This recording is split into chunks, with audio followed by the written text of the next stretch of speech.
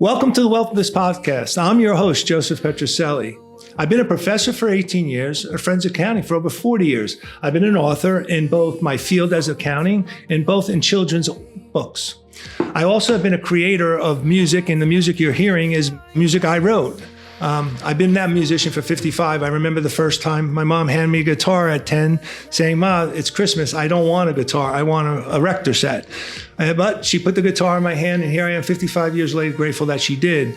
I'm a husband, father, and I am now a proud grandfather of Dean and Grace, who are my pride and joy. This is where all my wisdom comes from, the rhythm of my life. They all affect me. I do things like using what I see, what I hear, what I feel, what I smell, what I taste. But the most important thing I do, and I did this in a kid's book, it's called Stop and Think. It's like I thought about this and how parents just stick books in front of me. I think about how clients put things in front of me, but I really never thought about how important it is to first stop and think. So I'm just going to show you like the first page, and it's about fear. And notice in this picture, the father is looking like a superhero. So how do you get your child to talk about fear? So I thought about this, and I sit my grandchild, he's 5, and I'll say, "Hey, Grandpa, look at all the ghosts chasing Petronio's dad. He must be afraid. Do you ever get afraid?" And he goes, "Yeah, Grandpa, sometimes I got afraid." So I started to think about this, and I said, that's a stop and think moment, because I made him stop and think. He now is saying, "Grandpa gets afraid." So the same thinking goes into wealth buildness.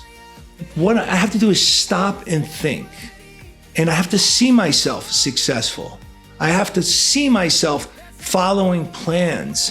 So we're going to get down to the basics in this first episode, but I just want you to think about this as we go through this podcast about wealthness, that you have to have these stop and think moments, just like a child. Picture it in your mind. That's so important as we go through this journey. And you'll see, at the end of the day, you will become more wealthy. Okay, so now that you have your notebooks out, I'm going to go through some exercises that we would do when you came to see us as a team, to making the meeting a much more meaningful one and the workshop much more meaningful.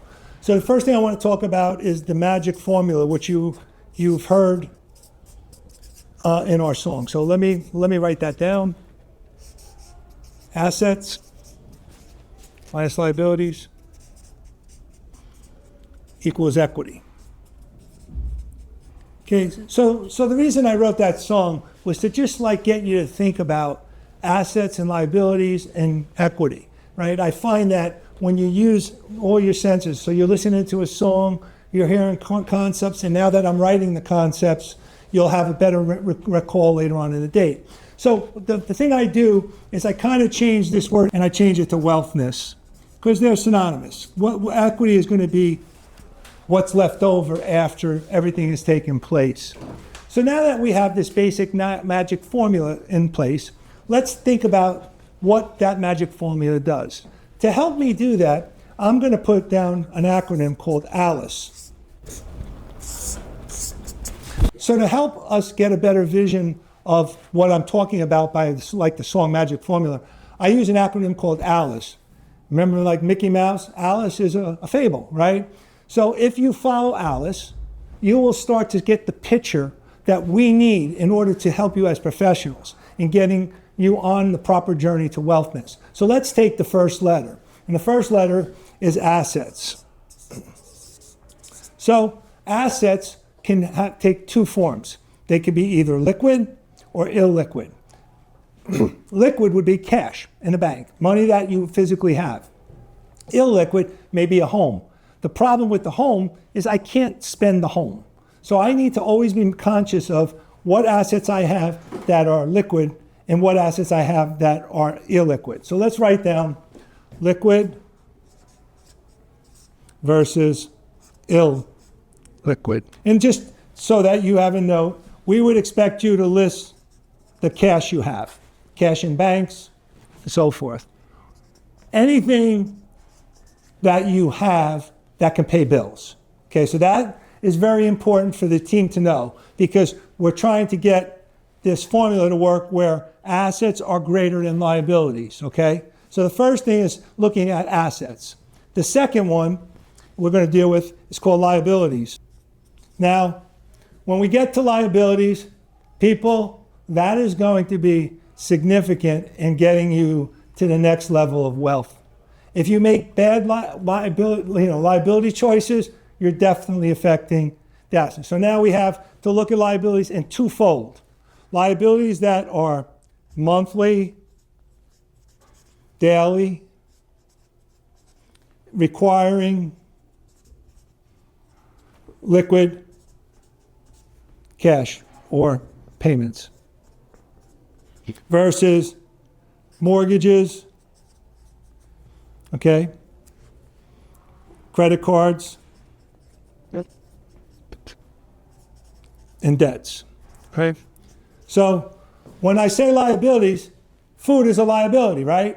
We can't just look at liabilities in a term of financial sense. We have to look at the liabilities. I have so much gas I need in the month. I have so much food I need in a month. So when we say liabilities, we need you not only to list down your liabilities for debt, but we need to know what you need to pay with cash. So I call that budget. And I call it the necessity budget. What are the spendings I have no choice in? And I think that's important because when people hear liabilities, they always think of credit card debt, mortgages, but what we have to pay on a monthly, regular basis, that's also important. Then we come to income. Now, I'm going to explain income differently. Income there's different kinds of income. There's earned income and there's investment income. When I'm talking about income that we need to know what your current investments are, and they could be, maybe you own a rental property, maybe it's stocks, maybe it's annuities, but you need to list down what they are, okay? We're not talking about earned income, we're talking about investment income. The next important phase in A.L.I.C.E. is none of this happens. We can't accumulate wealth, we can't get a mortgage, we can't do things unless we have good credit. Knowing your credit.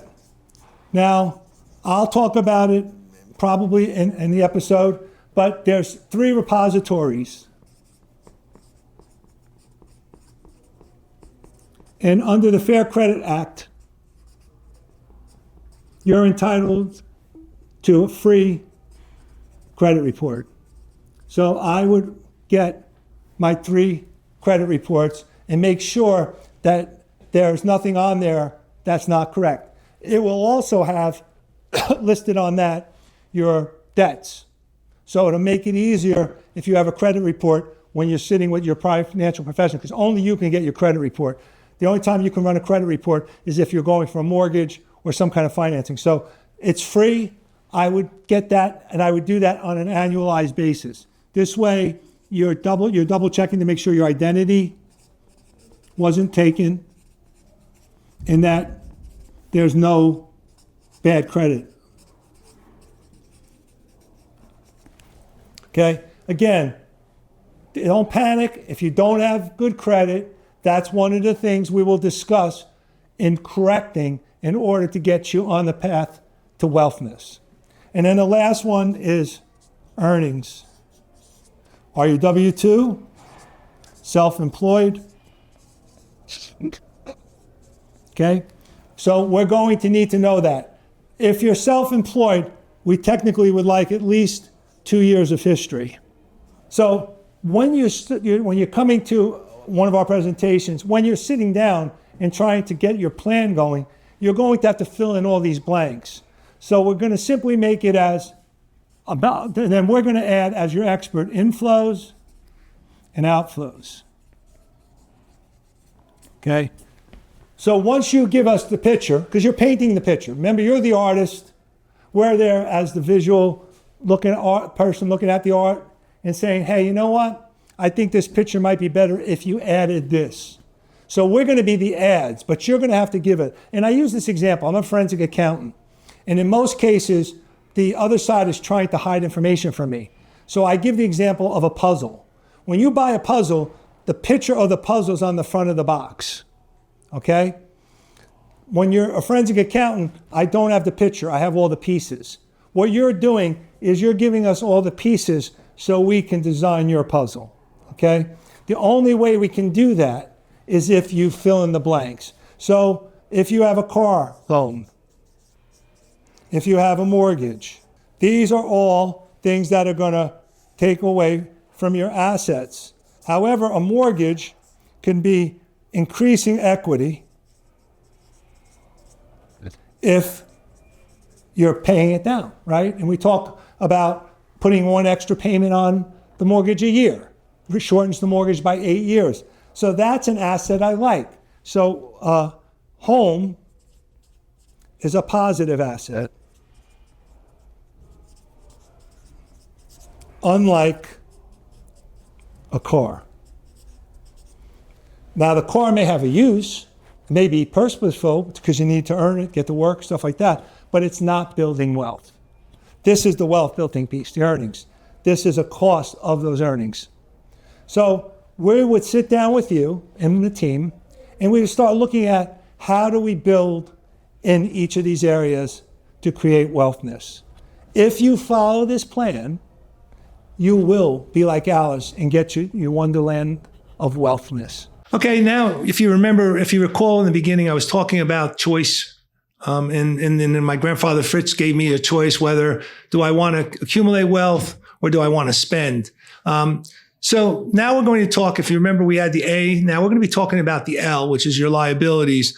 And I also like to sometimes think of the L as people. And the reason I think of the L as people is because a liability is a people's choice. So what I think is important is that liabilities are created. They're not by accident. It's a choice. So I always say to people, and I'm going to set you guys up the same way, I'll guarantee you a 24% return, an 18% return. And they all look at me, how are you going to do that? And they're all like saying, I say, what investment is that? I go, pay your credit card debt. Do you realize most credit card debts range from 18 to 24%? And people are out there buying things knowing that they're going to have to pay 18 to 24%. That means you're losing 18 to 24% of whatever you bought. So credit card choices, and I use my credit cards, but I pay them at the end of the month. I don't let them get interest from me. So think about the choice before you use a credit card. That is a no-no. That is like what I think the number one reason people do not accumulate wealth is because they live through credit card debt. Look at the government as a perfect example. Trillions of dollars in debt. What a great example. Borrowing money, knowing you can't pay the money back, but because they're the government, they can do it. But we can't. So I always open up liabilities with saying the choice when making a credit card, make sure it's a smart choice. Make sure it's a choice that's within your budget. You're able to pay, that your assets are 2 times the liability so you can clearly pay that credit card. Then the other thing that drives me crazy is cars. I look at people driving cars that are better than me, and I can afford a better car. But I look at myself sometimes and I go, I don't really need a better car. I don't need to impress somebody by having a fancy car. I need a car that gets me to and from places. But yet our egos get in the way. The fancy car, the fancy watches, the fancy jewelry, the fancy pocketbooks, the fancy shoes. Those are all decisions that affect wealth and your ability to accumulate savings. But the good news is if choice creates liability, then we can make better choices to create that wealth. Remember, your wealth isn't going to happen overnight. And every one of these choices we make leads us to the road to promised land. So again, remember when we're talking about the assets minus liabilities, our magic formula, and as you heard in this opening song, it's important that when we make these choices, they're the right choices. So they call me the nutty professor only because I refuse to use traditional educational means.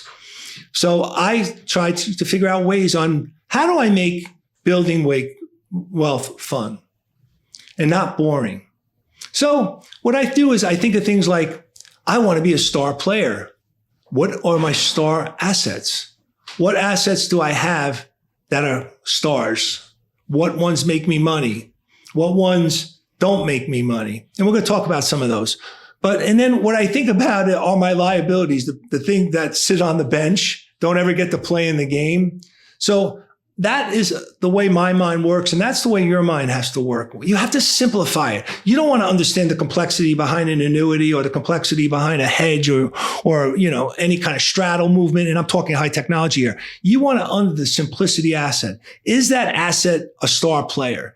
Is it making your wealth grow? The terms and things like that, you need to leave to professionals. You need to do homework on. So I like assets that I can use to grow wealth. And the first asset that comes to my mind is your home. Do you know that the average person owns 3 homes? The first home is a smart buy. In my case, it was a lesser of house. The second house is the one I desire, the big fancy house, and then the retirement home. If I make those 3 acquisitions the right way, I'm leading myself down the road to wealth. Why? Because I stepped up in each situation. And then when I needed to, as I'm older, I need to step down. I don't need the big house because the kids are not running around. And again, these are all thinkings that carry us through our life cycle. So when you're thinking about this, make this wealth building fun. So what's fun? Well, there's nothing funny about owing people. That's when I'm on the bench at that point. When I'm sitting there going, oh my God, how am I going to pay my bills? I'm on the bench. I'm not playing in the game. But when I have assets that are stars, hey, maybe we can go on that nice vacation because we've planned for it. Maybe I have my kids' college education covered. Why? Because my assets are working for me. There's only so much I can make earning. And we'll talk about that part of it too later on. But make the building of wealth fun by doing things like that. Thinking about what are your stars and what are your dogs? And don't pick things with like the dog that has fleas. Pick things that are going to create wealth and happiness. So now I'm going to be your coach. Now I'm going to be your professor. Now we're going to take charge of our lives. And the way we do that is by living 4 A's. Accept, assess, adjust, and accumulate. Living by those 4 types of thinking creates wealth. So accept where you are. It's okay. But guess what? Today's a new day. Waking up. Remember we talked about whether we feel it, see it, hear it, think it. But the most important thing is to think it and do something. So now is the only moment that matters. The moment we're in. Freedom, peace, choice all happen today. So what do I have to do first? I have to accept where I am.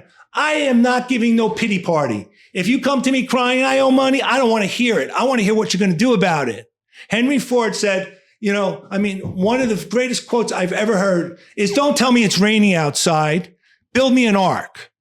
That's what our thinking here. Don't tell me the problems. Let's develop the solutions. How do we do that? By surrounding ourselves with people around us that know better than us, can help us. That's what's important. So you need to start doing this 2-minute exercise, seeing, feeling, writing down your vision.